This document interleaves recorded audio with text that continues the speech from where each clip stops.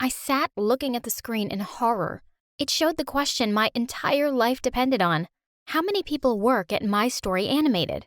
I closed my eyes and strained as I tried to remember. I knew this. Think, Hope. This is your favorite channel. You should know this. Suddenly, it came to me. I knew, and I excitedly yelled the answer out loud in the silent room. 80! The host said, "That is correct." I jumped from my seat and broke into a dance as everyone cheered. I just won $1 million. Just then, my parents and Stephanie, my sister, joined me, screaming for joy. Dad said, "You've done it. You brilliant, brilliant child. You've made us all rich." Hi, my name is Hope, and this is the story of me becoming a millionaire. Little did I know, the minute I got that check would change my life forever. When we received the money, our parents moved to a gorgeous mansion, and I officially became their favorite child. One person wasn't happy about all of this, though. Stephanie, my sister, a famous influencer on Instagram. It was like the minute I got rich, she made a pact with the devil to destroy my life. One day, as Mom ordered our new chef to make me a special breakfast, the butler came in with the mail and said there were flowers for someone. Stephanie, who was working on her newest vlog, quickly snatched them, saying they must be from one of her fans. Okay, guys, this morning there were flowers in the mail for me again. This is the biggest bouquet I've ever gotten, and there's a note here too. I'll read it. "Your beauty has me captivated. I saw you and I knew I would never look at another. I love you. Hope." What? I jumped toward her to grab the piece of paper, but she ripped it up. I was joking, guys. Everyone knows I'm the prettier sister. Anyways, these flowers are half dead, and I think I see bugs. I'll throw them out. Dad threw down his fork and knife and stopped eating. How dare you behave like that with your sister? She won $1 million. They could have been for her. But she said, they were mine. I'm the pretty one. A few days later, I saw a guy mowing the lawn across from ours. I had to admit, guys on this side of town were H.O.T. I noticed he was looking at me, so I waved at him, and for a minute, he looked nervous. Then he started coming over. As soon as he reached me, he handed me a beautiful rose and said, "Hi, I'm..." The door of the house suddenly opened and another boy walked out. He took one look at me and rushed over. "Nathan, are you done mowing the lawn? We don't pay you to hit on our gorgeous neighbors." Nathan turned red. I was so embarrassed. I'd called him over, and now this rude dude was insulting him. Nathan just smiled and winked at me. Then he turned and ran back. "I'm getting to it, man. Chill." By then, the other guy had walked over to me. He grabbed my hand, shaking it far too enthusiastically for my liking. "You're Hope, that millionaire girl. I'm following you on Instagram. You looked so beautiful on TV. I'm Jake." Steph and Dad saw us from the window and joined us. As soon as Steph heard this guy was following my account, she tried to cut in and introduce herself, asking if he'd seen her on Instagram. But Jake totally ignored her. She looked furious. Uh-oh, here she blows. But thankfully, Dad cut in. "I'm glad you've all met each other. We met him when we came to check out this place. I hope you two will get along well since you'll be going to the same school." Jake grinned and winked at me. "I think we'll get along just fine, sir." Oh, great. I shuddered thinking about hearing this weirdo talk like that for a whole freaking school year. The next day before school, I was roaming our huge new yard when I noticed an envelope in the mailbox. I ran and snatched it up, looking to see who could have left it. I saw Jake from across the road. "Hey, did you see who left this?" He blew me a kiss and shouted, "Read it alone." I went inside and opened the letter. "Dear Hope, ever since I saw you, I can't think of anyone else. I've written a poem for you. I saw you once by the lovely sea. My world so sad, felt full of glee. I looked at you, and I knew I love you deep, and I love you true." Jake had written me a poem? That was the most romantic thing anyone had ever done. Who would have thought Jake could write something so beautiful? I ran to Steph. "Look at this, sis. My first ever love letter. You know who I think sent it? Jake. Maybe he's not as bad as I thought." To my shock, she just snatched the letter and started screaming. "Get off your high horse, Hope. Stop acting like the world worships you now that you have some stupid money. I can't believe you're trying to embarrass me because one stupid guy wrote you a stupid note." That was so mean. How could she say something like that? "You're just jealous because Mom and Dad like me more now." But luckily, Mom pulled us apart and yelled at Stephanie. "Stephanie, behave yourself. If you can't be as useful as her, at least appreciate what she's done for us. She's paid for this huge mansion. You're all just eating out of her hands because she's rich now. Disgusting. But Mom just pushed us out of the house for school. School. Stephanie had already made friends because of her Instagram, but the only person I knew was Jake, who may have been both a stupid jock and a secret poet. But as soon as I walked into class, all thoughts of Jake and his notes disappeared when I saw him. The guy who was mowing the lawn, Nathan. The minute our eyes met, he rushed over to me. Hi, I never got to properly introduce myself. I'm Nathan, school jock by day, gardener, and waiter by night. I laughed, and I half expected him to make a remark about me being a millionaire, but he waited instead for me to introduce myself. Did he not know I was the new millionaire girl everyone was talking about? Oh, hi, I'm Hope. Nathan said, Okay, Miss Hope. I'm sorry if what I say freaks you out, but you look gorgeous. For a minute, I didn't know what to say, and he pulled out a seat next to his. Sit with me? I couldn't believe this guy was being so obvious about liking me. The girls around me were clearly jealous. That evening, there was a huge party at one of the seniors' house, and Nathan had invited me to go with him. Steph couldn't stop talking about it. I'm going to make the best vlog ever, and sponsorships will pour in. Just as we were about to leave, Mom jumped in. And just where do you think you're going? Stephanie said, Ugh, Mom, the party. Now let's go. I've got a vlog to make. Mom looked mad and said she couldn't go. Those peanuts you make from Instagram aren't worth anything now. Go upstairs and study. Then she turned to me and said, Have fun, sweetie. We won't wait up for you. I felt bad for Steph. I would have helped her out, but just then, a car honked outside. Nathan was here to pick me up. At the party, girls kept swarming up to Nathan like bees to honey. But then again, he was eye candy. Suddenly, he put his arms around me and asked me to dance with him. Luckily enough, the music turned slow and Nathan and I were gliding around the room while everyone stared at us. Hope, I have to tell you something. My heart hammered in my chest. This was it.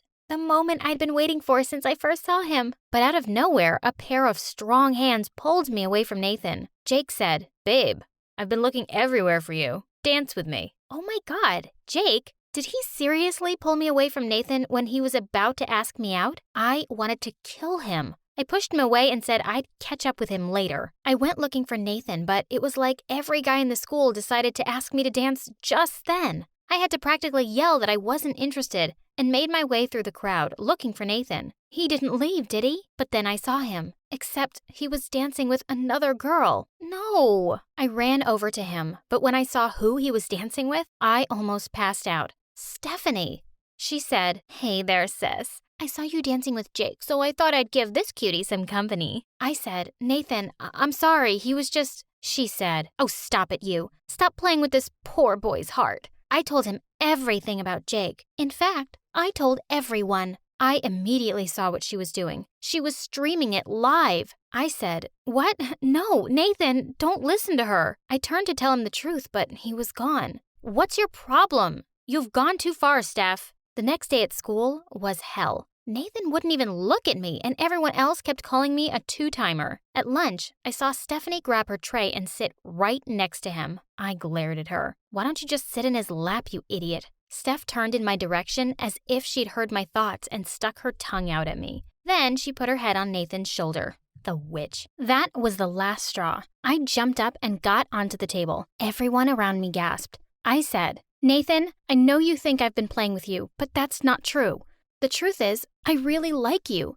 And if I didn't, would I be standing in the middle of the cafeteria asking you this? Will you please be my boyfriend? For a few seconds, no one moved. But then suddenly, everyone started cheering and telling him to say yes. Someone even shouted, You gotta go easy on her, man. She's gorgeous. I turned to Nathan, hopeful, but he just pushed Stephanie away and rushed out. I was devastated. To make matters worse, Jake came up to me and said, He's just the poor gardener anyway. You should date me. I'm rich like you, my millionaire babe. I was so mad at him. It was all his fault Nathan hated me. I pushed Jake and turned to run home, only to bump right into Nathan. He was smiling at me. I said, Nathan, I thought you'd never talk to me again. He said, And never hear that sweet voice again? I just had to get something.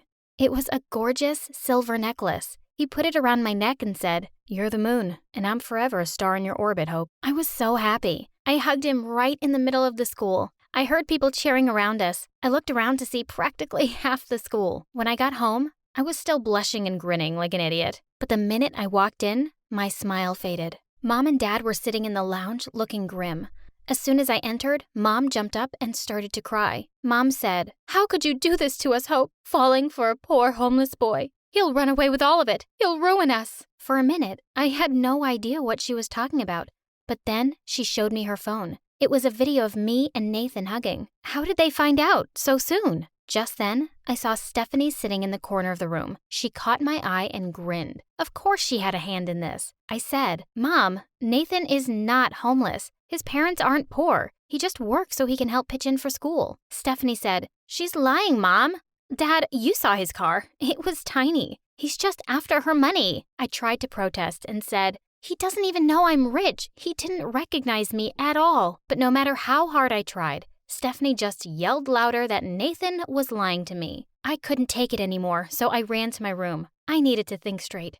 I felt like I was a character in one of the videos from my favorite YouTube channel, My Story Animated. My experience with dating a billionaire girlfriend. But there was no way Nathan was lying to steal my money, was he? The very next day after school, he slipped a note into my hand. The envelope read, "Follow this heart. It'll bring you mine." Then he took me to his favorite spot in the city, and sitting next to him, I couldn't care less about what Mom and Dad said. Nathan really cared about me. Somehow, we would make it work. As we came back, Nathan said we would visit his mom before he took me home. "She's been really ill. Dad and I were really worried for months, but I've managed to finally get my hands on the money I needed for her treatment. You're like a good luck charm for me." I blushed hearing that. How could someone be so handsome and still be so sweet? Answer, they can't. As soon as we pulled into his driveway, everything changed. There seemed to be a crowd outside his house. There was Jake, looking furious, and two people who I assumed were Jake's parents. And behind them was Stephanie, grinning like the idiot that she was. Her camera was out, and I knew we were being streamed live. Nathan said, "What now?" To my utter horror, Jake started shouting about how Nathan was a thief. He said Nathan had stolen his wallet. I said, "That's ridiculous. And Steph, put away that stupid phone." Jake said, "Oh yeah? Then what was this doing in your room?" Then he waved his wallet in Nathan's face. He looked like he'd seen a ghost. Nathan said, "No, that can't be. I don't know how." But just then, Nathan's dad stepped up and said, "Don't lie, son. We saw them pick it out from a pile of clothes. I've never been more disappointed in you." I tried to defend him again when suddenly Stephanie showed me something horrible. Stephanie said, "Guess what else we found, sis? My diamond bracelet.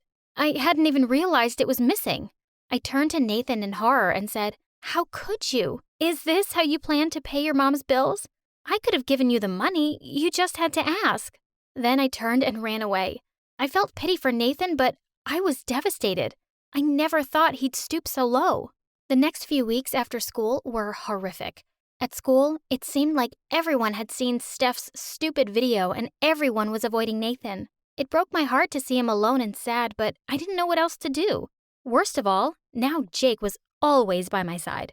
I couldn't even think of talking to Nathan with Jake around. I really missed Nathan.